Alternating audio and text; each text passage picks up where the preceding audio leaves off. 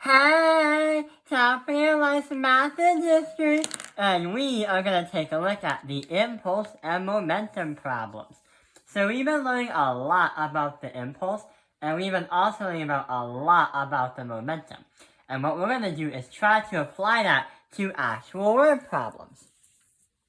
A soccer player kicks a soccer ball with 5 kilograms that is at rest with 200 newtons, which represents a force, over 0.002 seconds. What is the soccer ball's velocity after the kick happens? So, it doesn't take a lot of time to actually kick a soccer ball. In order for that soccer ball to try to get into that goal really fast before the opponent tries to block it, you gotta kick it really fast. So what is the velocity after the kick? So let's see what happens. We have parts that we need to write down. 0.5 kilograms, 200 newtons, and not last but not least, 0.02 as our time. What is the soccer ball's velocity?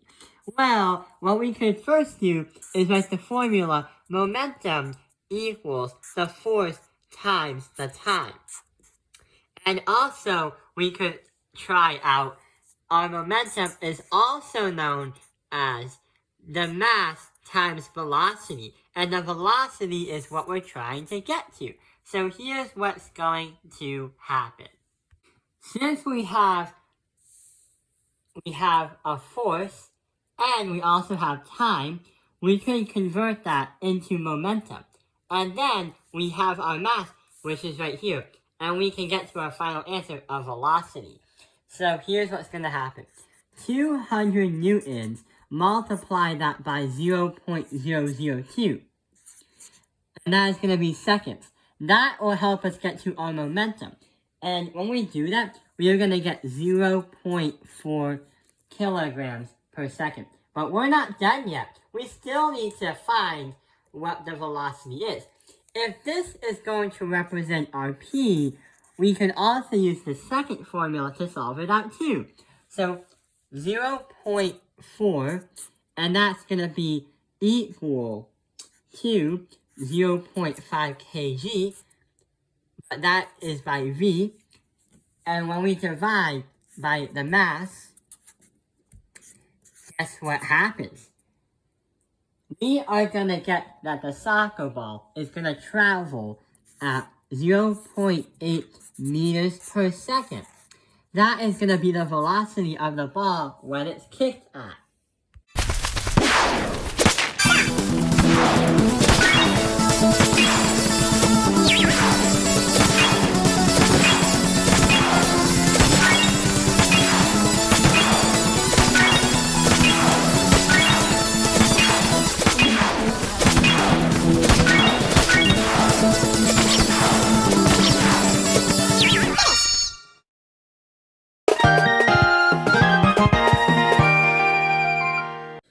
So that's going to be our final answer to this one.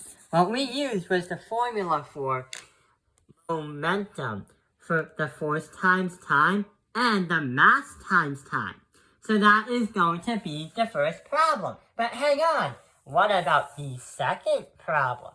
The second problem might have a little bit different steps in order to solve it out. If a 0.001 kilogram fly is traveling at 10 meters per second and is shooed away, it bounces off of Tyler's hand with a speed of 12 meters per second in the opposite direction. What is the impulse and the force of the fly? The average force of the fly. So the impulse is the average change of momentum, or should I say the change of momentum. Let's draw out the parts. So we have 0.001 as our mass. We also have 10 meters per second, but it travels over to 12 meters per second. The fly also is going in the opposite direction.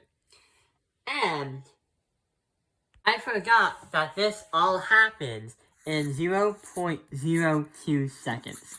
The whole bouncing of the fly is in 0.02 seconds. What can we do? Well, there are two formulas that we can do, and that is going to be the force is going to equal the change in momentum divided that by the time.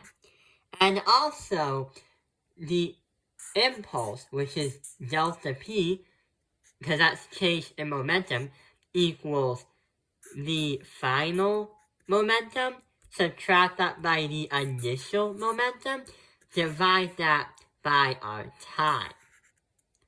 But hang on. Here is what we're going to do.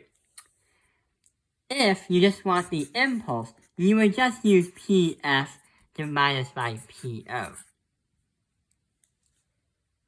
So here is what's going to happen. We first have to use this equation right there. So I'm going to grab another piece of paper right over here and try to do the math out. So the change in momentum is going to equal PF minus PO. But how are we going to do that? Well, if you look at our previous problem, our P is going to equal our mass times velocity. Therefore, the first one we're going to say is 0.001 times 10. And the second one is going to be 0.001 times 12. When you do that, you're going to get 0.012. Subtract that by minus 0.01. The reason why is because the fly has that momentum in the opposite direction. Now, we have to solve to find what the impulse is. So, what is the impulse? We have to do 0.012 minus 0.01. Huh? Minus. We have the parts to make it into a plus sign. Now, how about that?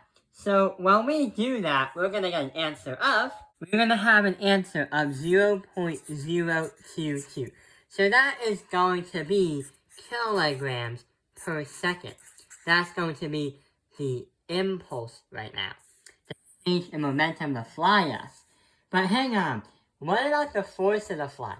So, the force of the fly is going to be kind of what we did for part A of question A.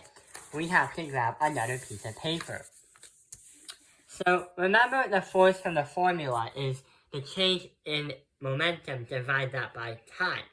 So, if our momentum, the change in momentum or impulse is 0.022, then we have to divide that by 0.02, because from the problem, it literally gives us that 0.02 seconds, and that represents our time.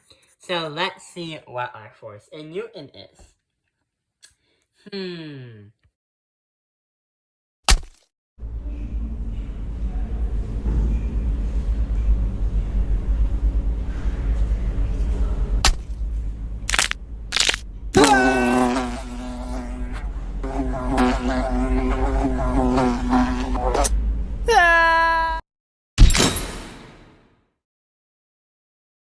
The force is going to be 1.1 newtons.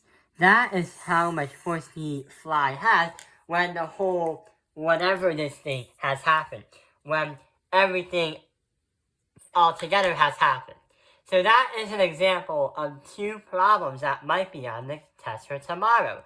And that also explains an example to a word problem for the impulse and momentum problems. I hope this video has helped you understand impulse and momentum problems. Thank you for watching Top in Your Life's Math Industry. Like and subscribe!